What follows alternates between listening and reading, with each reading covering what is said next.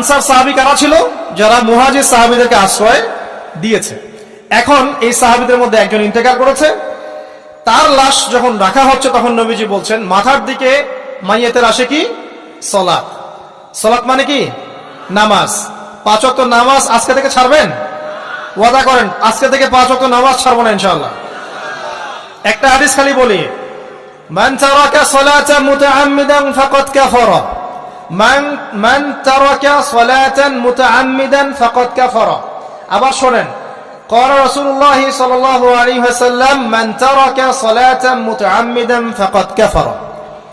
আর মুআজ বিন জাবাল রাদিয়াল্লাহু আনহু কে নবীজি বলেছেন মান তারাকা সালাতা মুতাআম্মিদান ফাকাদ বারিয়াত মিন জিম্মাতিল্লাহ। যে ব্যক্তি নিজের উপর ফরজ নামাজ ছেড়ে দিল সে কুফরি করলো, সে কুফরি করলো, সে কুফরি করলো। মুআজ বিন জাবালকে নবী সাল্লাল্লাহু আলাইহি ওয়াসাল্লাম বলছেন যে ব্যক্তি ফরজ নামাজ ইচ্ছা করে ছেড়ে দিল সে ব্যক্তি আল্লাহর জিম্মা থেকে মুক্ত হয়ে গেল। নামাজ ছাড়বেন প্রিয় ভাই জামাতের সাথে ইনশাআল্লাহ। আল্লাহ আমাকে তৌফিক দেখ, আপনাদের সবাইকে তৌফিক দান করুন, আমিন।